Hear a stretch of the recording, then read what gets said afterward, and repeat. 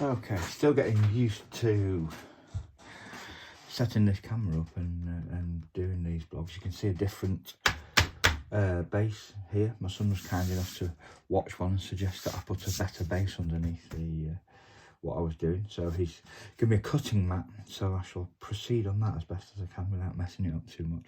Now, since the last video I did, what I've done is I've sanded and polished back these fuselage halves.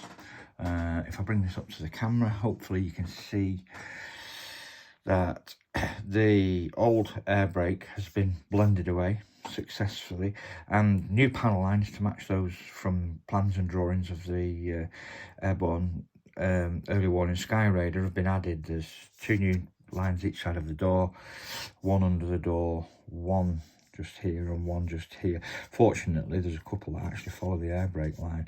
It requires a little bit of care, not digging too hard into the filler. You've got to make sure your filler's set dead dry, but a quick hold up to the light to see any surfaces, and I can see, subject to a drift of primer over this, a sacrificial coat of primer, I'm pretty happy with that surface area. So if we offer these 2 fuselage halves up now,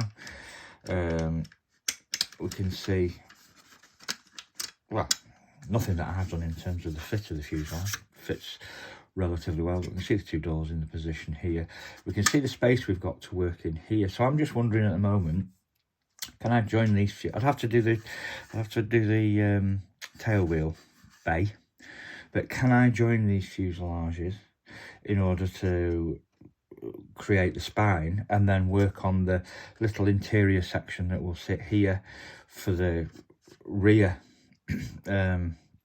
crew, and slide the cockpit in here for the front crew? I'd have to just modify these lugs here so that the cockpit would sit on them. That's not too difficult.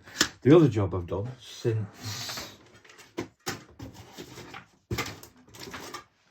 I was on the video last was to initially do some sanding and cleaning up of the radome. So if I just hold that awkwardly, you can see the radome here now. It's got a skim over the body filler. It now has a skim of Revel Plasto to fill in any pinholes, because my shape's close enough that I'm quite happy with it. You'll also notice I've finished the foot using the same technique that I used for creating this front area here. I've completed most of the foot now, so that if I offer this up into position, roughly speaking, make sure I've got it right, you'll see the fit is pretty good. Just slightly a bit forward, so we are. That's it. The fit is now pretty good. You can see that on the camera there, all the way around on the foot, and if I just swing it carefully, it's starting to look the place. It's nice and level. It's starting to look a little bit like an AEW Skyraider. Can you imagine that? Sat on the deck, it'll sit at about this height, hopefully. The radome's very low to the ground. A couple of bits to add yet, and then the folded wings, and the aircraft will be finished in Suez. It'll be dark blue with yellow Suez stripes to add a bit of visual interest. And then there's quite a lot of white fuselage codes and wing codes, which again will have to be done by scratch because you can't get them, but should be good fun to do. So I will finish this update now, and I will add a little bit of this interior. I've been cutting up some interior components. So that, for instance, was one of the kit formers. Now that former, as you can see, the kit former ran right where the door runs, which we don't want. So I've just modified that to finish on the door, at the top of the door. If you can see that in that position there. Some of these formers can go straight in. Here's a former. We might never see that even with the doors open, but if we're looking through the doors, some of what I'm about to, I'm only going to put a basic interior inside to look like there's a seat and to look like there's some radar receiving boxes. But you can see this this area, probably that area between my fingers, will be visible within the fuselage. And there are a couple of formers that can go in that might just be seen. There's actually another one in front of this. I can't remember which one it is. I think it might be not that one, that one. But you can see this former could be used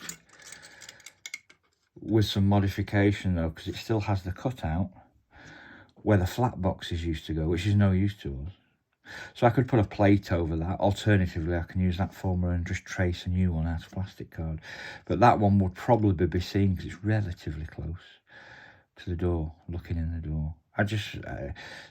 You could paint it black inside and add nothing and probably get away with it.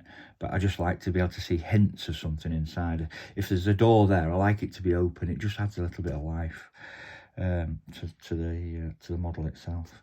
So what I'm going to do between now and the next video is tweak these two formulas to look a little bit more like they would on the aircraft we're modelling, as in not have these cut out.